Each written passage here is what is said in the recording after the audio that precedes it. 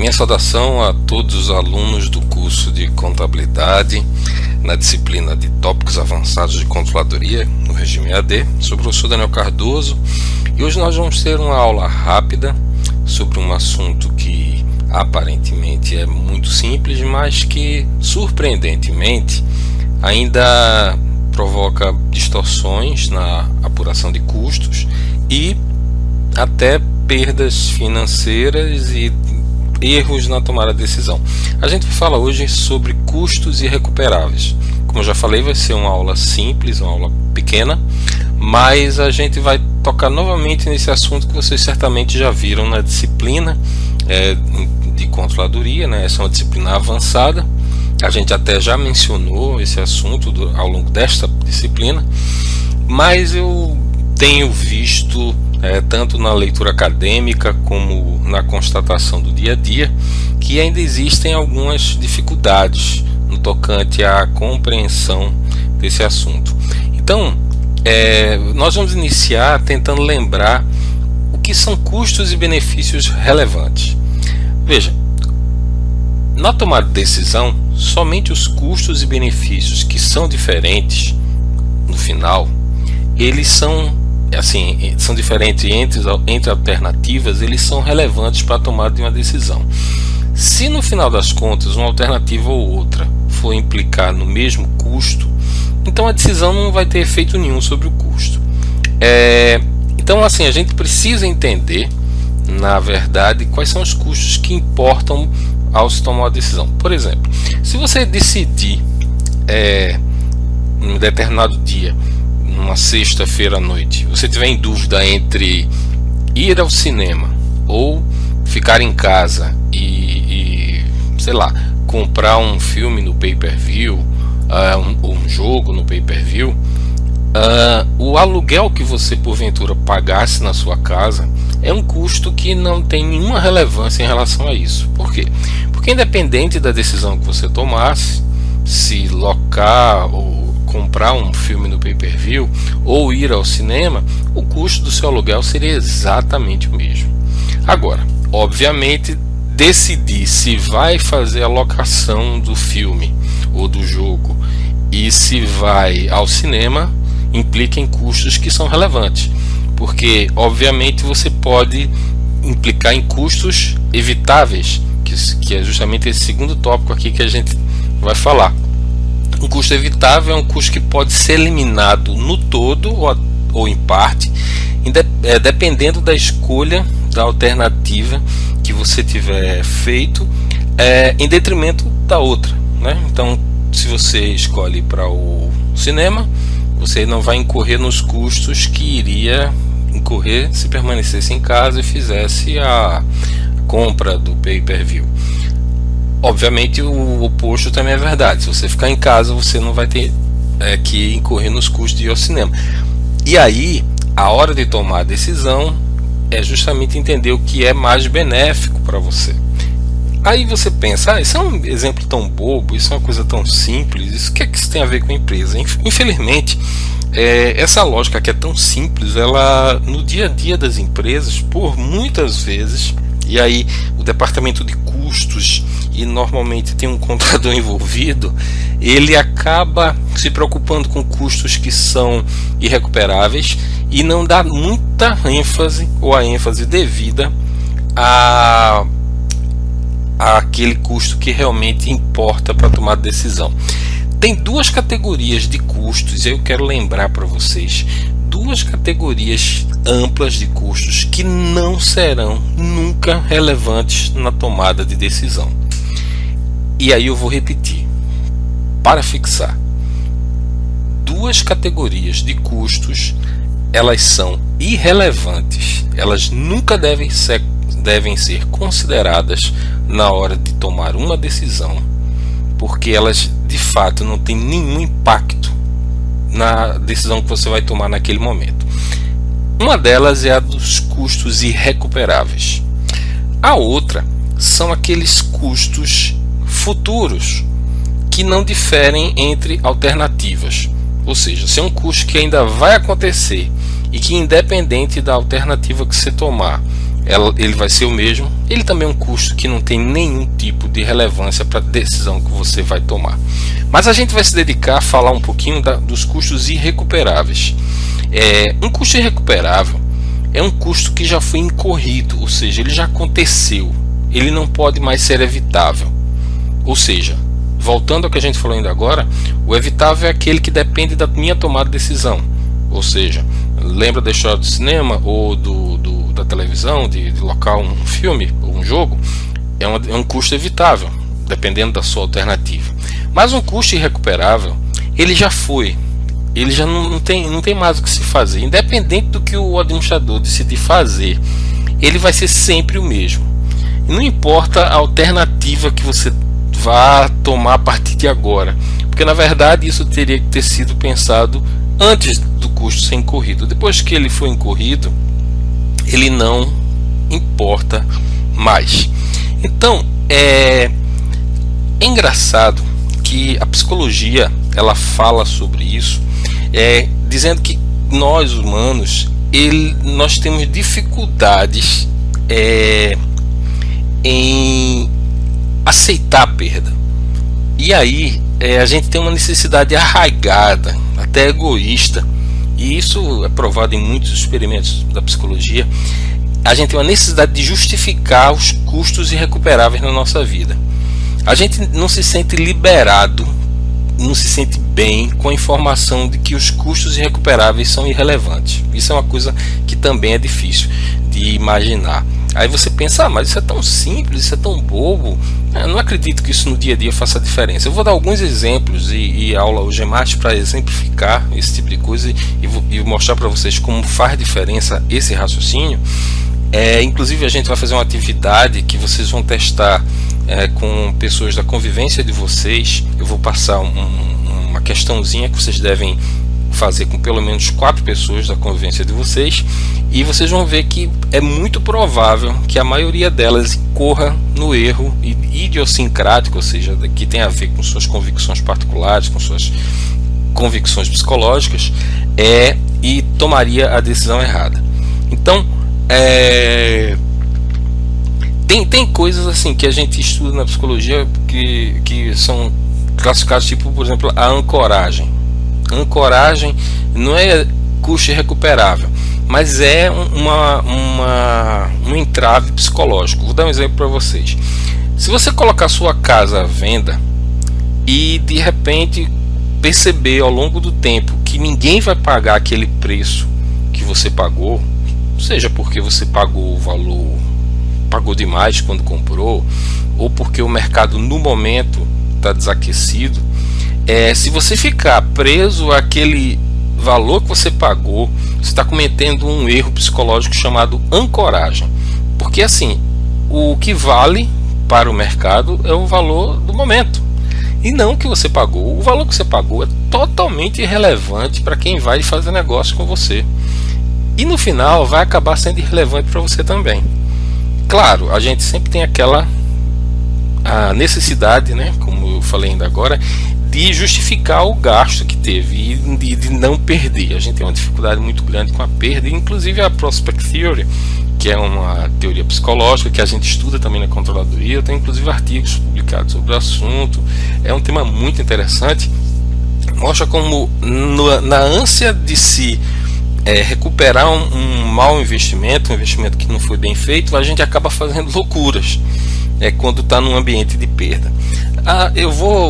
Nós teremos mais uma aula falando sobre isso, especificamente sobre a Prospect Theory. É um assunto bem interessante.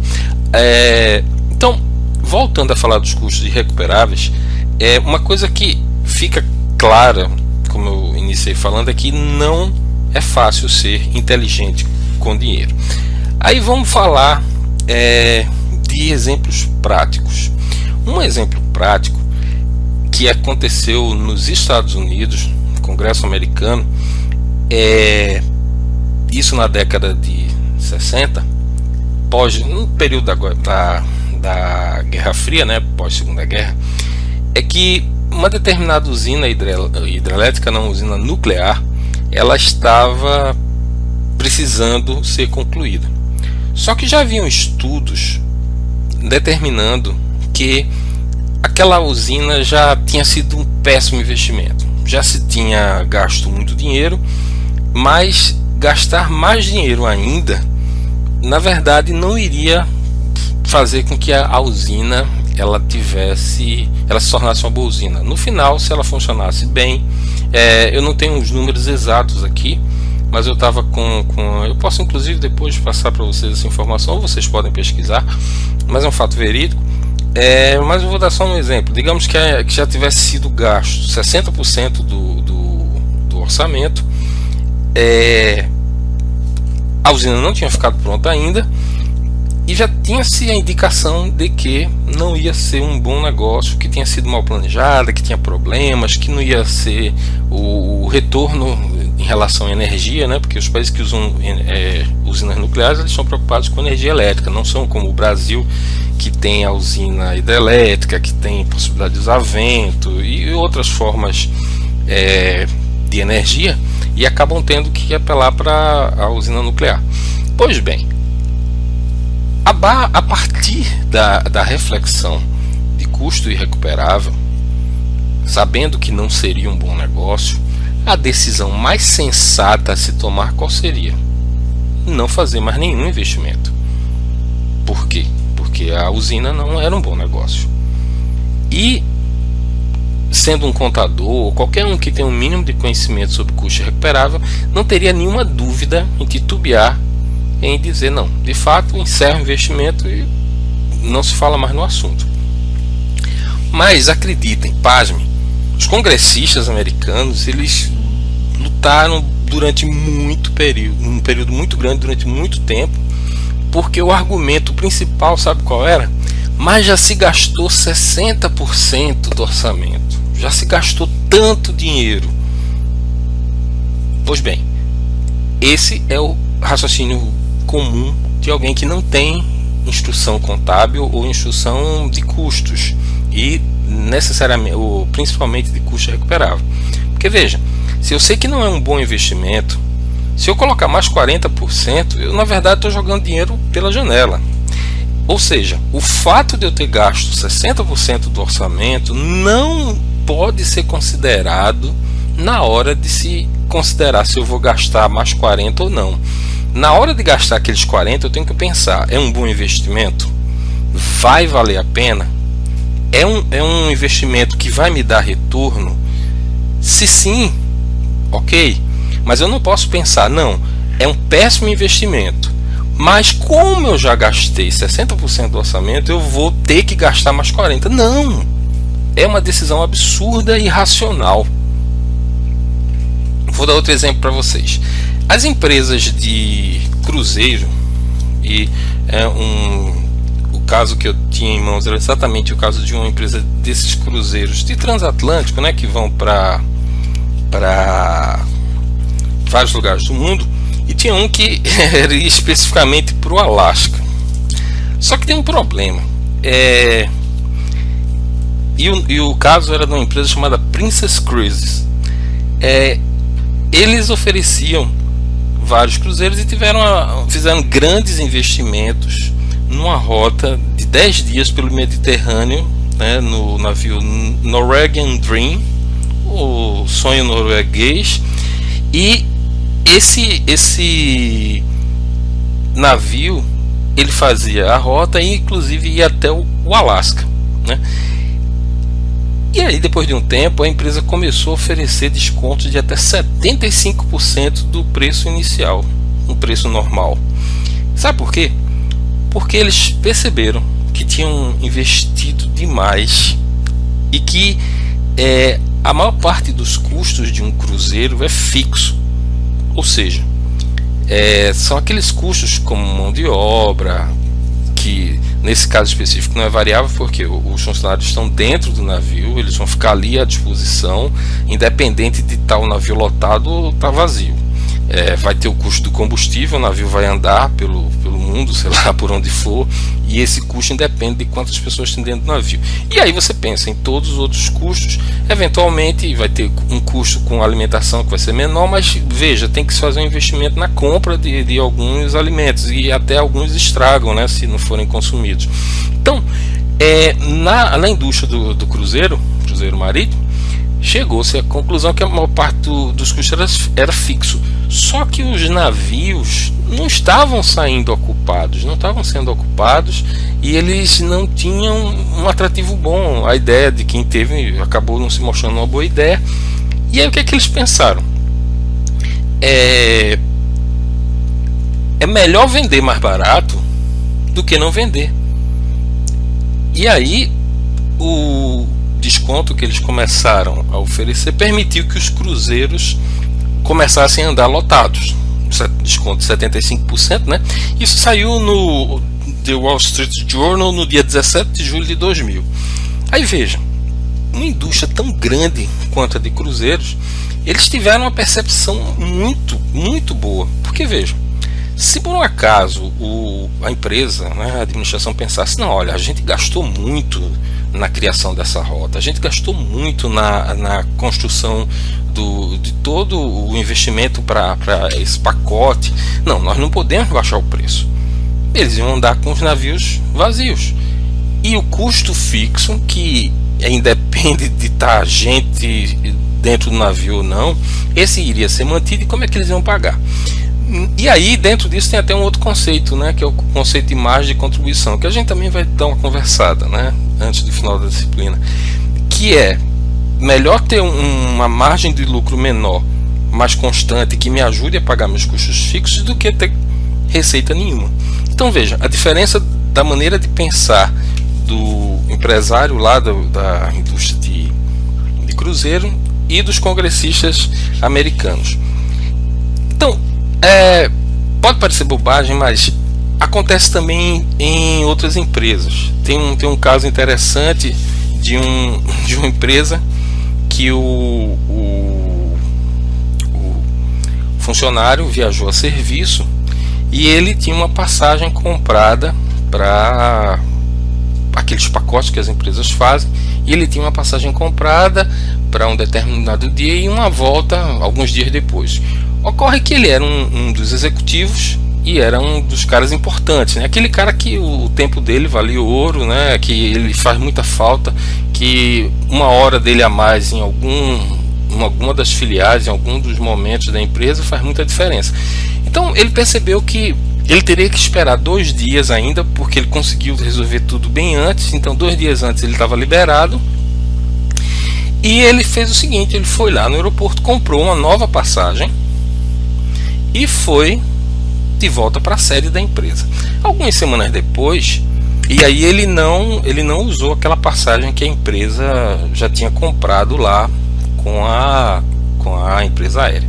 Algumas semanas depois ele recebe uma correspondência do setor de contabilidade da empresa dizendo o seguinte, querendo entender por que ele tinha incorrido um custo duplicado, porque o retorno dele tinha o custo da passagem e tinha um outro custo. Aí se alguém não tem conhecimento de contabilidade, né, e é cobrado, ia dizer, meu Deus, o que é que eu faço agora? Como ele era um grande executivo e tinha conhecimentos de finanças e uma boa noção de custos, ele que questionou o setor de contabilidade e disse, olha, vocês estão tratando com custos irrecuperáveis, porque veja, independente de eu vir ou não, esse custo da passagem aérea que vocês já tinham comprado, ele já foi, vocês já gastaram com ele.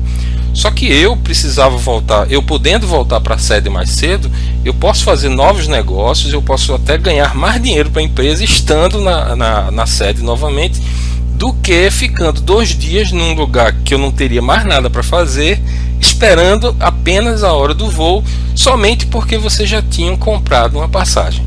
Então percebam como é muito, muito importante o discernimento de que um custo passado, um custo que já foi incorrido, ele não pode, de forma alguma, impactar na sua decisão presente, porque ele já foi.